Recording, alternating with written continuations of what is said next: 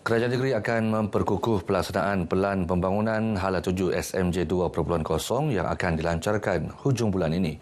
Pelan itu bagi memantapkan agenda ekonomi, infrastruktur dan kesejahteraan rakyat. Ketua Menteri Datuk Seri Panglima Haji Jinor berkata, pelaksanaan Pelan Pembangunan SMJ oleh Kerajaan GRS sejak 2021 berjaya meletakkan asas pembangunan yang kukuh dan memberi manfaat kepada rakyat dalam pelbagai sektor. Kerajaan juga terus memberi perhatian kepada pembangunan modal insan, kesejahteraan rakyat serta penambahbaikan infrastruktur asas seperti bekalan air dan rangkaian jalan raya melalui perancangan strategik di bawah SMJ 2.0.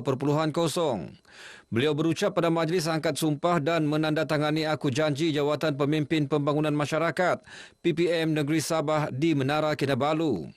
Datuk Haji Ji berharap semua PPM memainkan peranan aktif membantu kerajaan menyampaikan maklumat tepat kepada rakyat serta menjelaskan program dan kejayaan dasar kerajaan secara berkesan. 45 PPM Negeri Sabah mengangkat sumpah jawatan serta menandatangani surat aku janji. Kampung Podos Kota Belud menerima perhatian melalui program pembangunan perniagaan inklusif. Program diyakini mampu meningkatkan pendapatan penduduk serta memperkasa ekonomi komuniti luar bandar. Masyarakat di kampung ini boleh mengambil bahagian dengan lebih baik dalam membangunkan aktiviti ekonomi mereka daripada bahan mentah kepada satu produk akhir yang berkualiti yang boleh dipasarkan bukan hanya dalam pasaran dalam Sabah tapi juga di luar Sabah. Projek ini akan dilaksana selama setahun melibatkan 4 fasa bimbingan merangkumi pembangunan produk, peningkatan kemahiran, pengurusan perniagaan dan pemasaran. Saya rasa semua penduduk kampung ini sekira melihat hasil-hasil IB ini dipasarkan bukan saja secara inklusif tetapi mempunyai kualiti yang lebih bagus yang menepati permintaan nasional, lokal, nasional dan juga internasional. Lebih 500,000 pelajar di Sabah menerima bantuan awal persekolahan BAP bagi sesi persekolahan tahun ini. Ia membabitkan 1,298 buah sekolah dengan peruntukan berjumlah 76 juta ringgit. Bantuan ini bagi meringankan beban kewangan ibu bapa menyediakan kelengkapan persekolahan anak-anak. Jadi saya harap kepada semua ibu bapa dapat memberi pengarahan kepada anak mereka supaya dapat menggunakan duit ini khusus untuk pendidikan mereka. Ini adalah keprihatinan kerajaan Madani dan tidak kira struktur gaji mereka. Maknanya semua daripada golongan B40 hingga T20 semuanya diberikan insentif yang sama.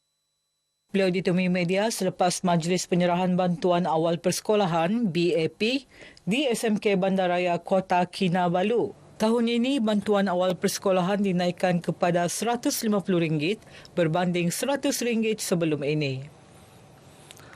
Kerja penurapan jalan berlubang di Batu 5 projek Lebuh Raya Pen Borneo Pakej 2 laluan Kampung Melalia ke Beaufort sedang dijalankan. Penurapan melibatkan jalan sepanjang 2 km itu dijangka siap bulan ini. Sementara itu, penurapan jalan di Batu Tuju dalam kawasan Lumadan sejauh 2 km akan dimulakan bulan depan. Dan saya telah pun meminta kepada kontraktor supaya dapat memperbaiki jalan-jalan yang berlubang yang menjadi laluan utama yang mana kita telah pun menerima banyak aduan dan kerusakan kenderaan pengguna jalan raya. Dan insyaAllah besok kerja-kerja untuk perbaikan jalan-jalan yang dilihat kritikal itu kita akan dibaiki.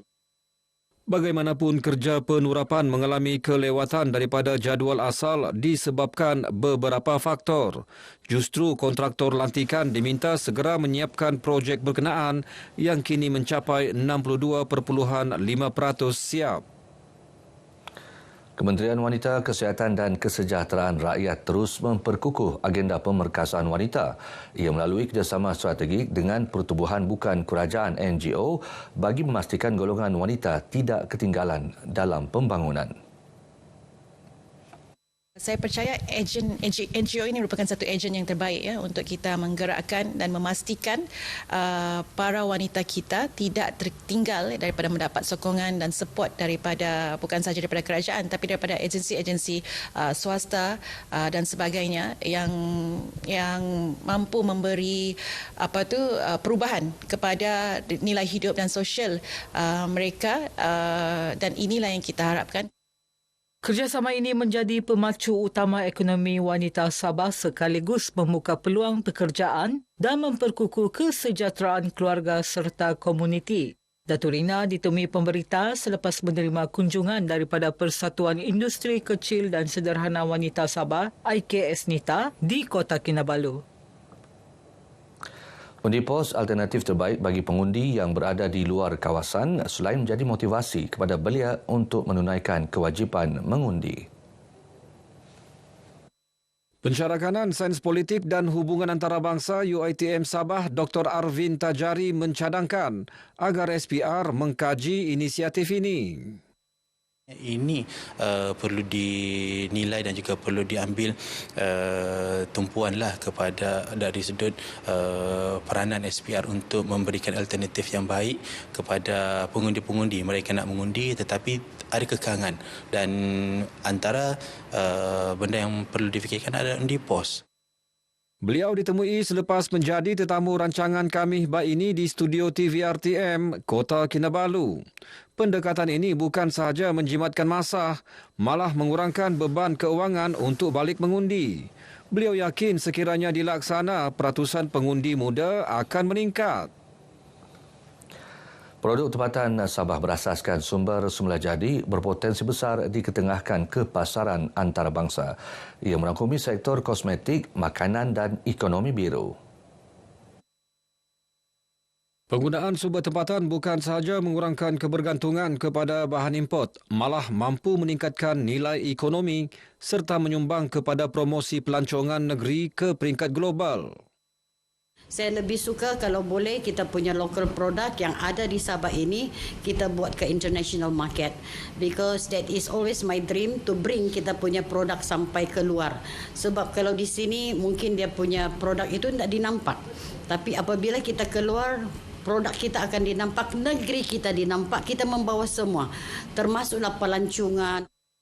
Beliau turut menggesa usahawan IKS NITA menguasai pemasaran digital bagi mempromosi produk mereka, selain menghasilkan produk lebih kreatif dan berinovasi untuk bersaing di pasaran global. Ketika ini terdapat produk dalam kalangan usahawan IKS NITA berjaya menembusi pasaran antarabangsa, termasuk di Singapura, Brunei, China dan Dubai. Pejabat Mufti Negeri sentiasa memantau kegiatan ajaran sesat di Sabah dengan bekerjasama dan mendapatkan maklumat daripada pihak polis. Mufti Negeri Datuk Bongsu Aziz Jaafar berkata pihaknya telah mewartakan 26 ajaran sesat di Sabah. Sebahagian besarnya berkaitan keselamatan negara yang mempunyai unsur-unsur terorisme, ekstremisme, ajaran yang mudah membidaa dan menyesatkan serta mengkafirkan umat Islam. Secara keseluruhan alhamdulillah dapat kita kawal secara keseluruhannya, walaupun masih ada lagi kita difahamkan oleh anggota polis masih ada, tapi alhamdulillah bila ada pewartaan undang-undang dan kemudian ada tindakan dan diiringi dengan kempen kesedaran terhadap kesesatan ajaran-ajaran ini, alhamdulillah di Sabah ini terkawal. Datuk Bongsu Aziz Jaafar mengulas kenyataan Timbalan Ketua Polis Negara Tan Sri Ayub Khan Maidin PICE bahawa polis sudah mengenal pasti 14 ajaran yang difatwa sesat masih aktif dengan 8 daripadanya berada dalam pemantauan pihak berkuasa. Mengulas kes berzikir di kuburan yang tular melibatkan kejadian di Sandakan, Datuk Bongsu Aziz Jaafar berkata kes itu masih dalam siasatan. Baik saudara, sekian paparan Berita Pagi Sabah kali ini. Menyusul selepas ini Berita Pagi Sarawak bersama Fazril Hisham Afendi. Salam Malaysia Madani.